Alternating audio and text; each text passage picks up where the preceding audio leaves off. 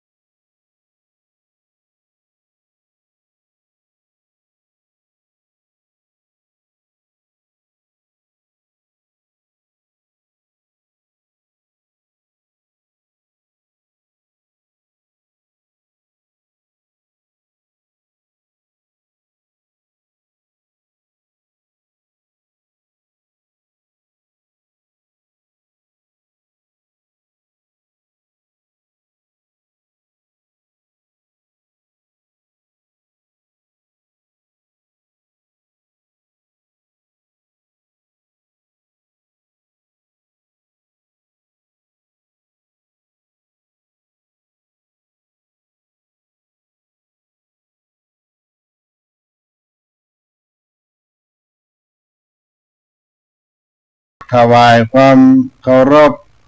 พระมหาเถรานุเถระครูบาอาจารย์เจ้าทั้งหลายจุตนจุองค์เจริญสุขเจริญธรรมจงได้บังเกิดมีแก่ท่านสาธุชนพุทธบริษัททั้งหลายที่ได้สดับรับฟังธรรมะกันทางสถานีวิทยุวัดฝ่ายหินคลื่น FM 104.50 เมกะเฮิรตซ์สถานีคลื่นวิทยุธรรมะของจังหวัดเชียงใหม่โดยมีท่านอาจารย์พระครูสมุวิสุวัตวรกิจโจเจ้าวาดวัดฝ่ายหินผู้อำนวยการสถานีวิทยุเป็นผู้กำกับดูแลการถ่ายทอดทั้งภาพแสงสีเสียงลิงก์สัญญาณไปในทุกที่ทุกทางทาง YouTube ทางเพจ Facebook ให้พี่น้องท่านคนฟังทั้งหลายได้สดับรับฟังถึงแม้ฟังบัดตานธรรมะจากครูบาอาจารย์ในประจำวันแต่ละวันละวันแต่ละเวลาแต่ละรายการก็สามารถย้อนไปฟังใน YouTube ในเพจ Facebook ได้นี่ก็เป็นประโยชนะกับท่านสาธุชนทั้งหลายเป็นอย่างยิ่ง 104.50 เมกะเฮิรตซ์วิทยุธรรมะคณะสงฆ์จังหวัดเชียงใหม่วัดฝ่ายหินแห่งนี้ก็เป็นแม่ข่ายหลวงท่านทั้งหลายได้รับฟังธรรมะตลอด24ชั่วโมงวันนี้ก็เป็นแถมวันหนึ่งที่ทางวัดสลีโสดาพระอารามหลวงได้รับมอบถวายเวลาจากท่านอาจารย์ผู้อำนวยการสถานีวิทยุอาจารย์พระครูสมุวิสุวัตวรกิจโจได้มาประชาสัมพันธ์ประพบกับท่านคนฟังในงานของวัดสลีโสดางานของคณะพระธรรมจาริกจะได้มีกิจกรรมในแต่ละครั้งละคราวได้ได้จ๋าให้พี่น้องได้สดับรับฟังไปเป็นช่วงเป็นระยะเวลาวันนี้เป็นวันที่8เมษายนพุทธศักราช2568ตกต่าเวลาของวัดสลีโสดาเวลา17 นาฬิกาถึง18 นาฬิกาโดยประมาณศาลาธรรมยามเย็นเสียงธรรมวัดสลีโสดาพระธรรมจาริกอาตมาภาพท่านพระครูปัญญาสังฆการก็ได้มาดำเนินรายการประพบกับท่านสาธุชนทั้งหลายในวันจันทร์วันอังคารวันพุธวันศุกร์ที่เพิ่นได้มอบถวายเวลาให้ก็มาต้นรายการวันนี้จะได้นำเอาสุภาษิตมาปั่นมาฝากเป็นโบราณล้านนาไทยสุภาษิตคำสอนโบราณล้านนาไทยเพื่อได้อนุรักษ์มรดกภูมิปัญญาของบรรพชนปู่ย่าตายายปู่อุ้ยแม่หม่อนแล้วก็รักษาเอาไว้ให้เป็นข้อคิดสะกิดใจเพื่อได้เป็นประโยชน์กับท่านผู้ฟังมานักต่อน้อยต่อไปวันนี้ก็ได้นำเอาบทที่ว่ากินน้ำอย่าลืมคนขุดบ่อกินต่ออย่าลืมคนไปเอาได้ดื่มน้ำอย่าลืมนึกถึงคนขุดบ่อได้กินไข่ต่อได้กินไข่ตัวต่ออย่าลืมนึกถึงคนไปเอากินน้ำอย่าลืมคนขุดบ่อกินต่ออย่าลืมคนไปเอาก็มีความหมายว่าให้บำเพ็ญความกตัญญูกตเวทิตาธรรมยามเมื่อกินน้ำอย่าลืมถามหาคนขุดทาราบ่อดินหินสร้างกินต่อก็ตามเพื่องามดังอ้างไผ่ไปเตหังต่อนั้นเพื่อกึดถึงกุลเนื่องหนุนทีสั้นเป็นเครื่องหมายอันคนดีกตัญญูตะปาฮื้อผ่องสี เผ่าผู้โสภีต่อเต้าไปหน้ายามเมื่อกินน้ำอย่าลืมถามหาคนคุดทาราบ่อดินหินสร้างกินต่อก็ตามเพื่องามดังอ้างไผ่ไปเตหังต่อนั้นเกิดถึงโกนเนื่องนนทีสั้นเป็นเครื่องหมายอันคนดีกตัญญูตะปาหื้อผ่องสีเผ่าผู้โสภีต่อเต้าไปหน้าดื่มน้ำคราใดอย่าลืมนึกถึงคนคุดบ่อน้ำและยามใดได้กินไข่ตัวต่อก็อย่าได้ลืมนึกถึงคนที่ไปเอาตัวต่อมาการประพฤติพฤติกรรมเช่นนี้ก็เป็นเครื่องหมายของคนดีกตัญญูกตเวทิตาธรรมย่อมหนุนนำให้ชีวิตสดใสงดงามตลอดไปยามเมื่อกินน้ำอย่าลืมถามหาคนคุดทาราบ่อดินหินสร้างกินต่อก็ตามเพื่องามดังอ้างไผ่ไปเตหังต่อนั้นเกิดถึงกวนเนื่องนนทีสั้นเป็นเครื่องหมายอันคนดีกตัญญูตะปาหื้อผ่องสีเผ่าผู้โสภีต่อเต้าไปหน้าบำเพ็ญกตัญญูกตเวทิตาธรรมนิมิตตังสาธุรูปนังกตัญญูกตเวทิตาความกตัญญูกตเวทีเป็นเครื่องหมายคนดีพุทธภาษิตที่ได้สอนจิตสอนใจของพุทธศาสนาของเฮาธรรมดาว่าสิ่งของต่างๆจะมีลักษณะบ่งบอกถึงคุณค่าในตัวของมันเองถ้าเป็นสินค้าก็จะตีออกมาเป็นราคาถูกแปลงแตกต่างกันไปถึงแม้สินค้าประเภทเดียวกันเมื่อว่าโดยราคาก็ยังมีการแตกต่างกันออกไปแถมนั่นก็เป็นเรื่องของสิ่งของในที่นี้ถ้าได้เปรียบด้วยคนก็จะมีในทำนองเดียวกันนี้แต่สำหรับคนนั้นจะรู้ดีหรือบ่ดีก็จะต้องดูเครื่องหมายอันได้แก่ความกตัญญูกตเวทีหมายถึงอัจฉริยที่รู้จักคุณของผู้มีพระคุณที่มีต่อตนและเมื่อรู้คุณแล้วก็มีการตอบแทนพระคุณท่านดังนี้พระพุทธองค์ทรงได้ตรัสสอนไว้โดยชัดเจนคนดีจะต้องมีเครื่องหมายอยู่2ประการกตัญญูแปลว่ารู้คุณกตเวทีแปลว่าตอบแทนคุณผู้ที่มีคุณต่อเรานั้นมีมากแต่ในที่นี้เราก็จะยกเอาผู้คนที่สำคัญเป็นต้นว่าพ่อแม่ท่านทั้งสองนี่เป็นผู้ให้ชีวิตแก่เรามีวันนี้ได้ก็เพราะพ่อแม่เพราะท่านเป็นผู้มีพระคุณมีวันนี้ได้ก็เพราะท่านร่างกายตัวตนเรามีราคาแพงมากที่สุดในโลกแต่ร่างกายตัวตนของเรานี่ได้มาโดยพ่อแม่บิดามารดาเป็นผู้มอบให้ยังมีหลายอย่างที่ท่านให้เรามาถ้ามานึกถึงได้ตรงนี้ได้นึกถึงพระคุณของผู้มีพระคุณมีบิดามารดานี่เป็นต้นคนนั้นมีกตัญญูเป็นเครื่องหมายที่1เมื่อรู้คุณดังกล่าวข้างต้นแล้วสิ่งที่พึงจะกระทำต่อไป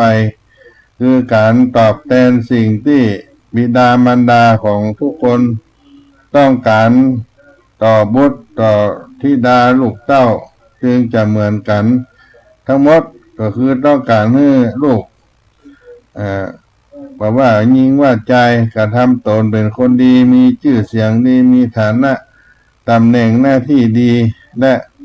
มีความรักใคร่สามัคคี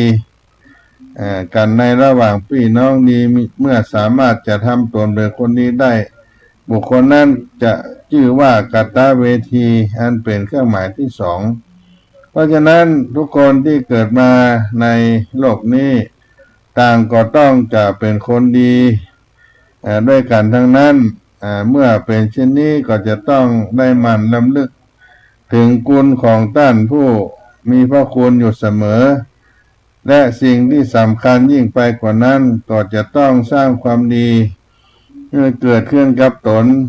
เกิดขึ้นกับตนเองให้สังคมมองเห็นว่าเขาได้เป็นคนดีก็เพราะว่ามีพ่อมีแม่ผู้บังเกิดเกล้าที่ดีได้สอนสั่งให้ไว้ดังนี้ก็มีข้อคิดที่ว่าคุณต้องตอบแทนคุณก็ต้องตอบแทน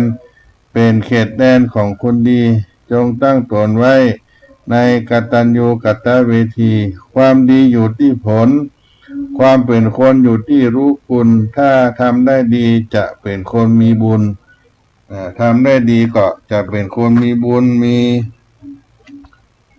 ความกตัญญูกตเวทีเพราะฉะนั้นบุญที่เราได้ทำแบบว่าอันใดต่างๆนานามีการเนื้อตานการประพฤติปฏิบัติดีเป็นต้นบุญก็หมายถึงการคัดถูชำระสิ่งสกปรกทางใจมีอยู่สามอย่างก็คือทานหมายถึงการให้การแบ่งปันการให้เป็นการกำจัดความโลภที่ทำให้บุคคลเห็นแก่ตัว ศีลก็เป็นการกำจัดความโกรธที่ทำให้ใจเร่าร้อนก่อให้ศัตรูวุ่นวายและภาวนาก็เป็นการกำจัดโมหะอวิชชาตัวที่ทำให้จิตหลงมัวเมาติดอยู่ในอบายมุขอันนี้ที่อาจจะยกหัวบ่ขึ้นก็ได้การทำบุญเหมือนการปลูกต้นไม้เป็นการลงทุนน้อยแต่จะต้องใช้เวลาในการบำรุง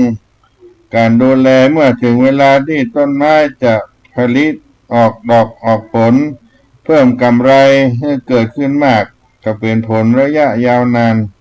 ผลบุญที่บุคคลได้มาเกิดเป็นมนุษย์ในชาตินี้ก็เพราะต้นบุญ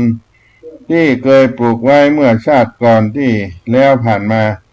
จึงได้ยืนยันว่าผลบุญนั้นก็มีจริงและได้ผลจริงการสร้างบุญกุศลเป็นคนมีบุญคนทำบุญก็เหมือนเอาน้ำรดต้นไม้ที่เก้าที่โคนต้นแต่ไปให้ผลที่ยอดอันธรรมดาว่าต้นไม้เป็นต้นไม้ที่คนเขาปลูกไว้บนผืนดินแผ่นดินที่เหมาะสมจำเป็นจะต้องบำรุงรักษาด้วยการรดน้ำกุ่นพรวนดินใส่ปุ๋ยที่เก้าต้นของพืชนั้นแต่ดอกผลก็จะที่เราต้องการนั้นจะไปเกิดที่ลำต้นหรือที่ยอดที่ปลายแต่ทั้งนี้จะต้องรอเวลาที่ดอกผลจะออกคืออันเป็นผลที่ต้องการในทำนองเดียวกันการปลูกฝังความดีหรือปลูกบุญก็จะต้องเริ่มต้นจากจิตจากใจซึ่งเป็นเหมือนพื้นดินหรือพื้นฐานของต้นบุญก็คือการจะปลูกบุญจะต้องสร้างศรัทธาให้เกิดขึ้นกับใจ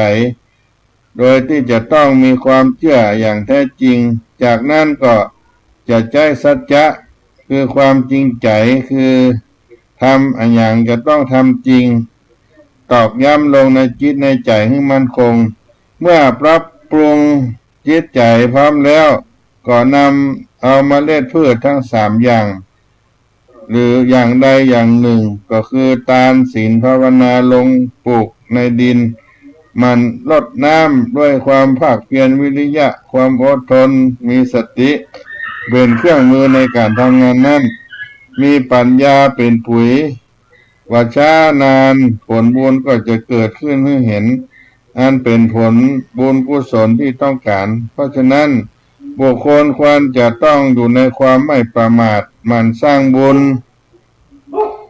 มีทานเป็นต้นเหมือนคนที่ทำการเกษตร ทำไร่ทำนาทำไร่เพื่อผลประโยชน์แก่ชีวิตของตนต่อไปการทำบุญต้องอดทนให้ตลอดเหมือนรดน้ำที่เก้าที่โคนต้นไม้แล้วได้ผลที่ยอดทำบุญกุศลเหมือนรดน้ำที่โคนให้ผลที่ยอดผลจะบาสิ้นเพราะจะเก็บกินไปตลอดก็เป็นคนที่มีบุญสร้างบุญกุศลในสุภาษิตที่ว่าปุเพตานาธิกังกัตตัวอีทานนิลภติสุขังบุคคลที่ทำบุญมีทานเป็นต้นในก่อนย่อมได้รับความสุขในบัดนี้ก็เป็นธรรมะคำสอนในต้นในการแห่งความกตัญญูการได้สร้างบุญสร้างกุศลเอามาป่านมาฝากพี่น้องด้านคนฟังในต้นรายการนี้ก่อนเนาะก็พักกันสักกรรมได้รับฟังเสียงเพลงปีใหม่เมืองได้บรรยากาศในช่วงเดือนเมษาเดือน7การได้เข้าสู่การขึ้นปีใหม่ของคนเมืองเหนือล้านนาไทย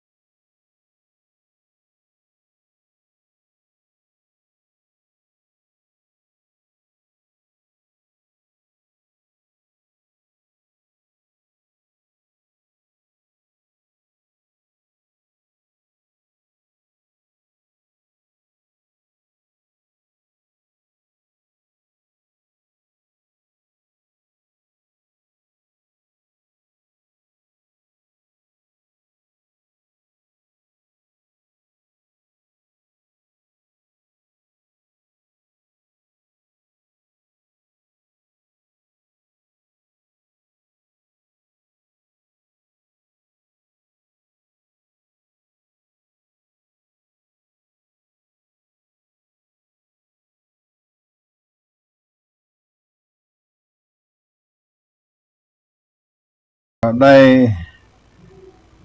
ผ่านช่วงต้นรายการไปได้รับเสียงคีตะธรรมเสียงเพลงบรรยากาศปีใหม่เมืองกำคันสลุงน้ำก็มิ้นส้มปล่อยไปขอพรด้วยการไปดำหัวคนเฒ่าคนแก่พ่อเว้ยแม่หม่อนปู่ย่าตายายในวันพญาวันเถลิงศกวันที่เริ่มต้นการขึ้นศักราชใหม่ก็เป็นแถมวันหนึ่งที่สำคัญและก็เป็นมงคลในรอบปีเรียกว่าพญาแห่งวันทั้งหลายในวันนี้ก็จะมีการทำบุญตานขันเข้า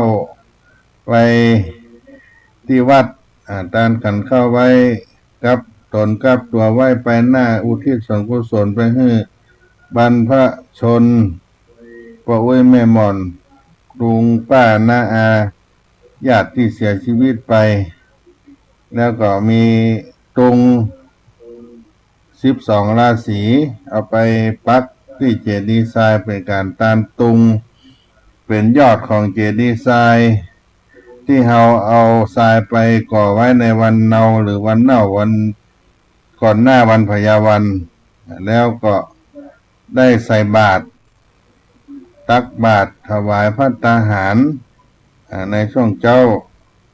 แล้วก็มีการฟังธรรมอานิสงส์ปีใหม่พ่ออาจารย์เพื่อนก็จะโอกาสเว้นตาลอานิสงส์ปีใหม่ฟังธรรมเสร็จแล้วเป็นการทำนายประวัติของปีใหม่เมืองสังขารล่องเป็นไปมาอย่างไรแล้วก็จะมีการส่งน้ำพระเจ้าส่งน้ำพระพุทธรูปพระธาตุเจดีย์ไมสลีมหาโพธิรดน้ำดำหัวคนเฒ่าคนแก่ที่วัดก่อนแล้วก็กลับไปที่บ้านไปดำหัวพ่อเว้ยแม่เว้ยปู่ย่าตายายเพิ่นก็จะเข้าไปวัดบางที่ก็จะฟังธรรมตอนกินข้าวงานแล้วบางที่ก็ไปฟังธรรมตอนบ่ายในวันพญาวันแล้วแต่ว่าวัดวาอารามไหนที่จะได้นัดหมายกันแล้วก็จะไปดำหัวกันในวันพญาวันมีข้าวตอกดอกไม้น้ำอบน้ำหอมน้ำขมิ้นส้มปล่อยสุขันโธทกะอัมพิโลทกะไปขมาคารวะได้ล่วงล้ำคำขายด้วยกายวาจาใจต่อผู้มีพระคุณของเฮาเปิ้นก็จะรับเอาเครื่องขมาสักการะขอละลดปวดโทษแล้วก็จะอวยพรปั่นปอนให้เฮาได้มีชีวิตเจริญรุ่งเรืองเป็นมงคลแก่ชีวิตของลูกของหลานที่มาขอพรมาขอขมาลาโทษมาดำหัวปีใหม่ของผู้เฒ่าผู้แก่ที่เฮาเคารพนับถืออย่างนี้เป็นต้นก็เป็นประเพณีที่จะเข้ามาถึงพี่น้องคนเมืองเหนือของเฮาล้านนาไทยสงกรานต์ล้านนาปีใหม่เมืองวันที่13 14 15 16 17ในช่วง5วันนี้ก็จะเป็นกิจกรรมของคนเมืองเหนือที่จะได้ทำกันไปเป็นวันไปวันสังขารล่องก็จะเป็นวันที่ได้ทำความสะอาดบ้านสะอาดที่อยู่ที่อาศัยของเฮา สะอาดหมดใสบ้านจองหน้าอยู่หน้าอาศัยเพราะฉะนั้นก็เป็นวันอนามัยประจำปีด้วยวันสังขารล่องแล้วก็จะอาบน้ำสะเก้าดำหัวตัวเก่าเป็นการอาบน้ำดำหัวตัวเก่าด้วยข้าวน้ำข้าวมิ้นส้มปล่อยเพื่อกระจัดปัดเป่าให้สิ่งบดีบางามให้ไหลล่องไปด้วยสังขารด้วยฝุ่นสังขารไหลล่องลงไปให้มดเสี่ยงในวันสังขารล่องซื้อผ้าใหม่คว้าใหม่ มานุ่งมาย่องในวันสังขารล่องนี้ก็เป็นสิริมงคลในวันสิ้นสุดของปีหรือว่าวันสังขารล่อง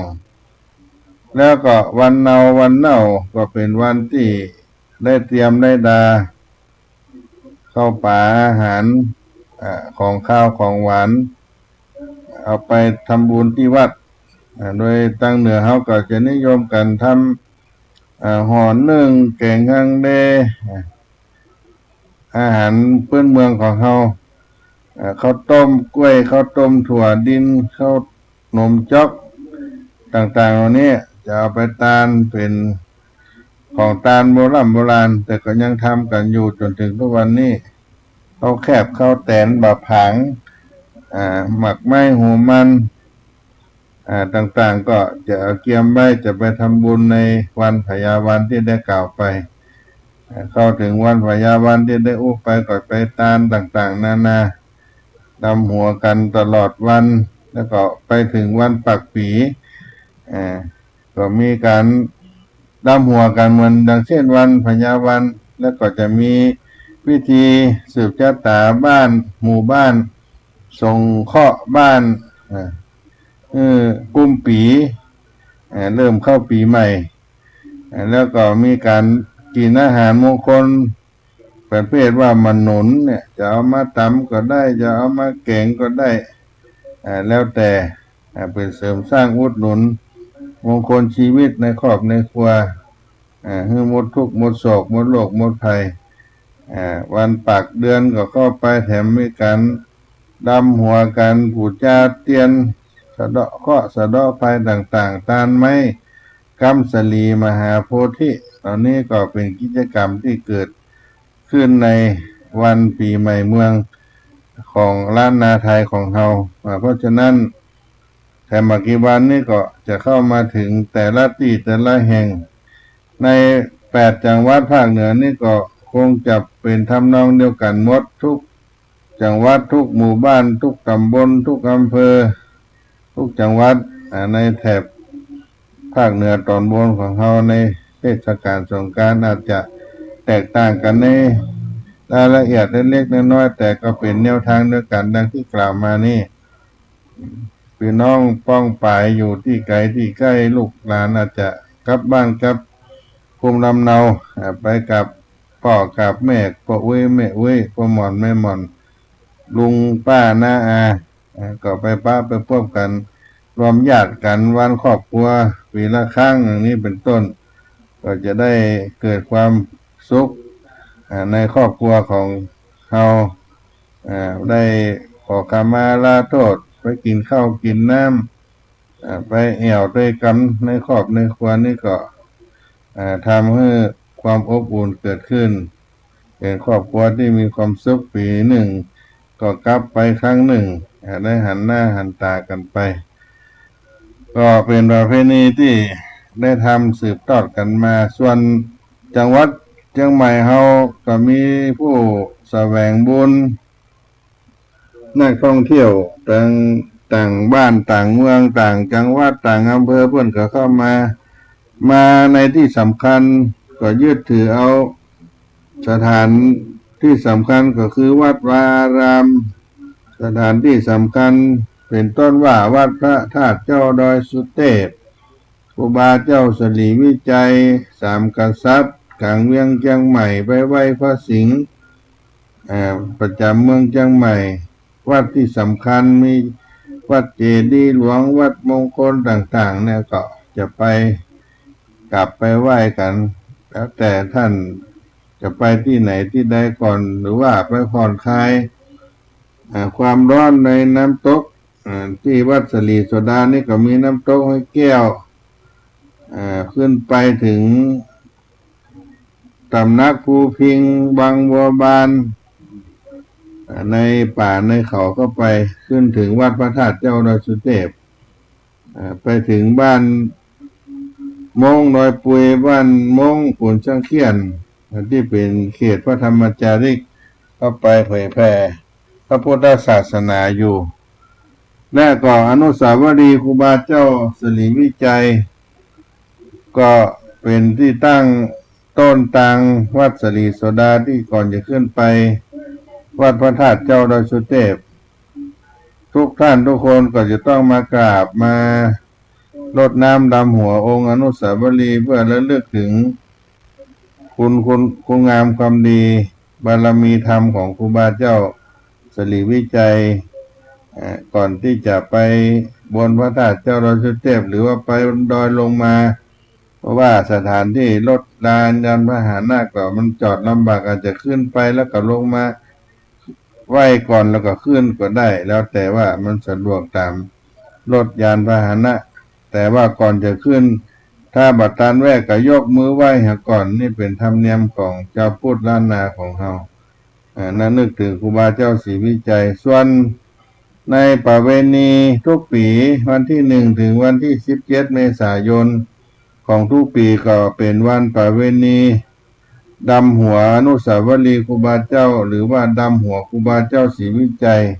ไปสิ้นสุดในวันที่17เมษายนพุทธศักราช2568ปีนี้ก็เช่นเดียวกันก็น้อมเชิญพุทธศาสนิกชนทุกท่านได้ร่วมกันตั้งแต่วันที่1ถึงวันที่17บางท่านก็ไปหลายที่หลายแห่งก็มาก่อนมาดำหัวเอาน้ำขมิ้นส้มปล่อยธูปเทียนดอกไม้ไปไหว้ครูบาเจ้าถวายผ้าบังสุกุลตักบาตรผ้าประจำวันเกิดตานขันเข้าตานทายธรรมมาทำก่อนที่ควงอนุสาวรีย์ครูบาเจ้าวัดศรีโสดาด้านหน้านี่ก็ได้ตลอดถึงวันที่17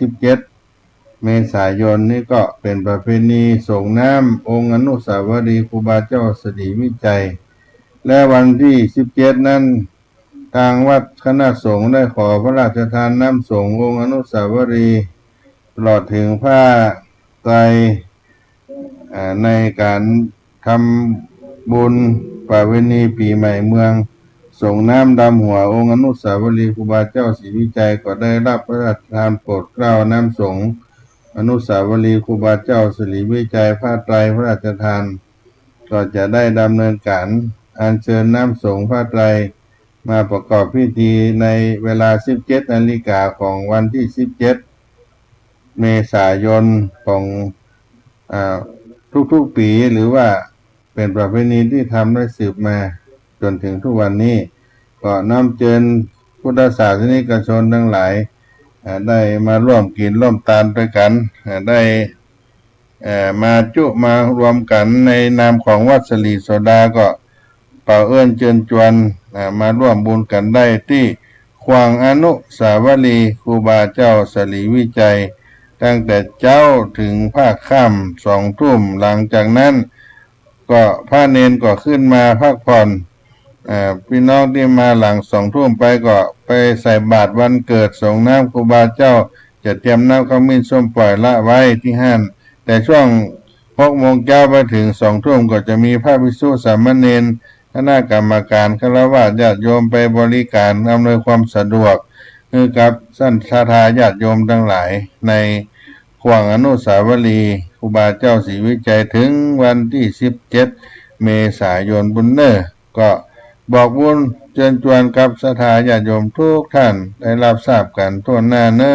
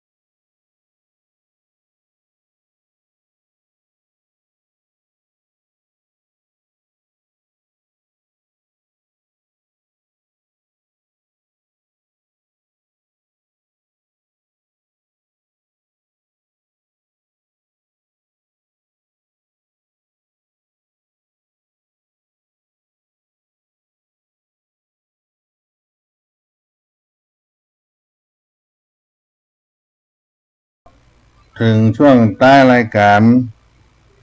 ได้อู้จากันเรื่องของการทำบุญวัดศรีโสดาแถมงานหนึ่งก็คือการจัดงานปล่อยหลวงเฉลิมฉลอง90 ปีวัดศรีโสดาพระอารามหลวงเฉลิมฉลองทำบุญอายุวัฒนมงคล90 ปีพระเดชพระคุณพระธรรมวชิระโกศลหลวงปู่เจ้าวาดวัดศรีโสดาและการเผยแผ่งานพระพุทธศาสนาพระธรรมจาริกได้มีอายุยืนยาวมา60 ปีที่วัดศรีโสดาจะได้จัดได้ทำในวันที่10ที่11 เมษายนที่จะถึงนี้แถม3 วันญาติโยมก็มีการถวายทานบันไดพญานาคด้วยเนาะบันไดนาคที่กองทุนน้อมรำลึกครูบาเจ้าศรีวิจัยได้สร้างถวายเป็นบันไดพญานาคหลวงลงไปที่หลังอนุสาวรีย์ครูบาเจ้าศรีวิจัยถ้าเราเดินเข้ามาจากอนุสาวรีย์ก็จะเห็นพญานาคตัวหลวงตัวใหญ่ประดิษฐาน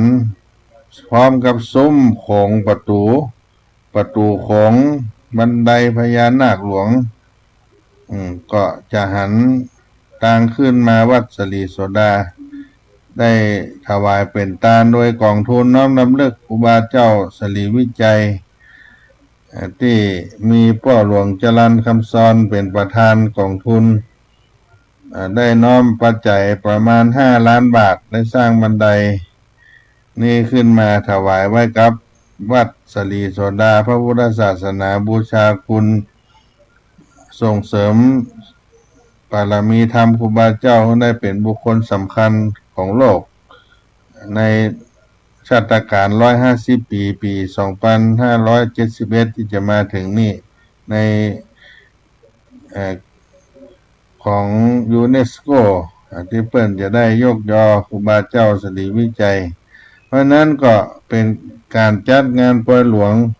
หลายที่หลายแห่งที่เป็นโครงการว่าธรรมจาริกก็ได้อาราธนาพระธรรมจาริกสถาบนดอยทุกแห่งพระธรรมจาริกบางที่ก็มาตานเหี่ยวก่อนเพราะว่าปีใหม่อาจจะบ่สะดวกอย่างวันนี้ก็มีวัดตาข้ามศพเปิงได้มาตานท่านพระครูผู้ช่วยเจ้าวาดได้มากับศรัทธาบางวัดก็ได้มาเอาพักพืชผลไม้มาตานเพื่อจะได้จัดทำอาหารปล่อยหลวงอย่างอำเภออมก๋อย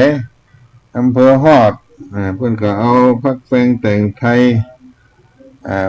พริกมะเขือส้มกะหล่ำฟักแก้วฟักมนถั่วเป็นพืช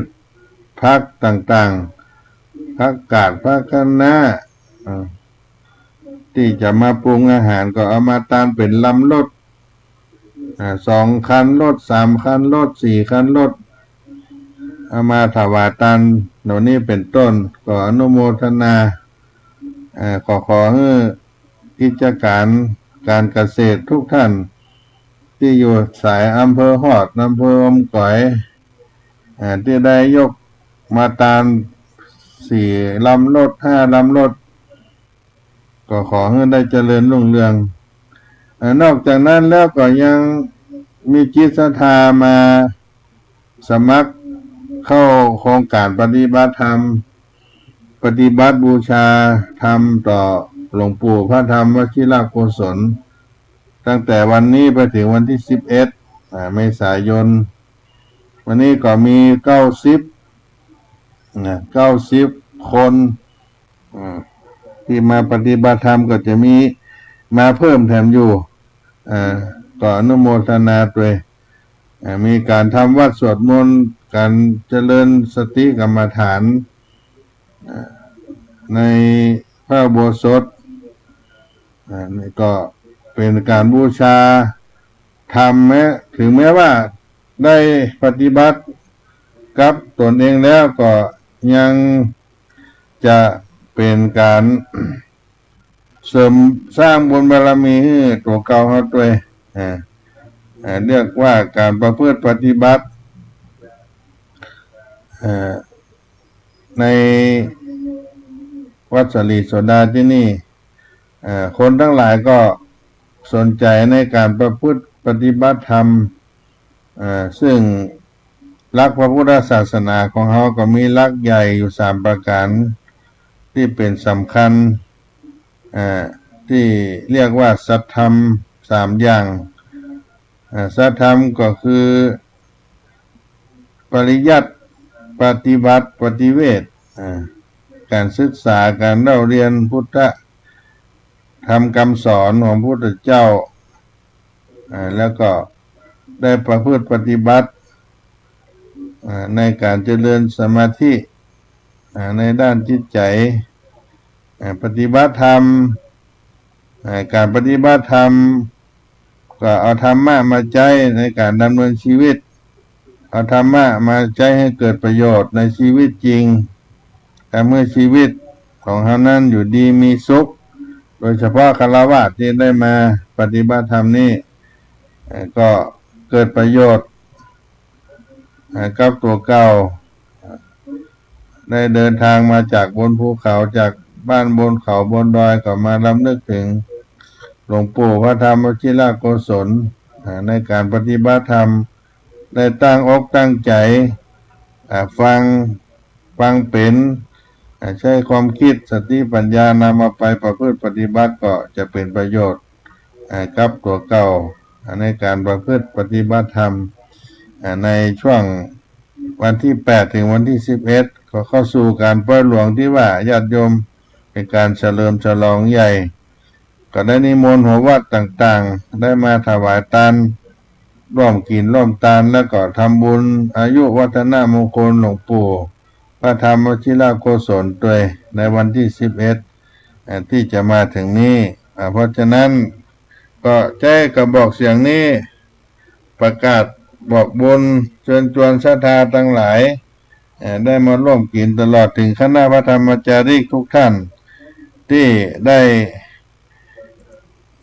รับทราบบุญกุศลในครั้งนี้ก็มาร่วมกินร่วมทานด้วยกันให้เป็นปึกเป็นน้อมบูชาธรรมต่อพระเดชพระคุณหลวงปู่พระธรรมวชิรโกศลในวันที่11วันที่10ก็ได้อาราธนาคณะสงฆ์ในอำเภอเมืองเชียงใหม่ในตำบลสุเทพมาประกอบพิธีทักษิณาทานุทิศถวายแก่บุรพาจารย์บรรพชนในช่วงค่ำในวันที่11ก็จะมีการอัญเชิญน้ำสงฆ์ถวายอายุวัฒนมงคลสืบชะตาอายุกับหลวงปู่พระธรรมวชิรโกศลอายุเต็ม90ปีในปีนี้แล้วก็จะได้ทานปล่อยหลวงเชิญหัววัดหัววาในจังหวัดเชียงใหม่ต่างจังหวัดและก็พระธรรมจาริกทุกแห่งมาร่วมถวายทานกินทานร่วมกันในสมโภช90ปีวัดสลีโสดา90ปีอายุวัฒนมงคลพระธรรมวชิรโกศล60ปีโครงการพระธรรมจาริกถวายทานบันได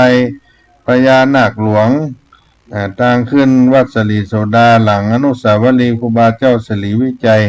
เฉลิมฉลองอนุสาวรีย์60ปีการตั้งประดิษฐานอนุสาวรีย์ครูบาเจ้าสลีวิจัยใน2568นี้ด้วยนี่ก็เป็นวาระมงคลอันสำคัญของวัดสลีโสดาที่ได้จัดได้ทำพี่น้องศรัทธาพ่ออุ้ยแม่ป้าคุณน้าคุณอาคุณลุงที่ได้สดับรับฟังจะมีโอกาสมาร่วมกันต่อวันที่11 เมษายนที่ปอยหลวงวัดสลีโสดาตรงกับวันเกิดหลวงพ่อเจ้าอาวาสวัดสลีโสดาด้วยนี่เป็นการทำบุญที่ได้มาบอกบุญกุศลปอยหลวงวัดสลีโสดามหาปังวัดครูบาเจ้าสลีวิจัยสร้างครบรอบ90ปีวัดสลีโสดามาจนถึงเป็นพระอารามหลวงครบรอบ90ปีในปี2568นี้ก็บอกบุญกับพี่น้องคนฟังทั้งหลายไว้ในโอกาสนี้ก็ จะฝากได้ไว้ใครมีอันใดจะร่วมถวายทานโรงทานอาหารพระตาหารเจ้าพระตาหารเพลระหว่าง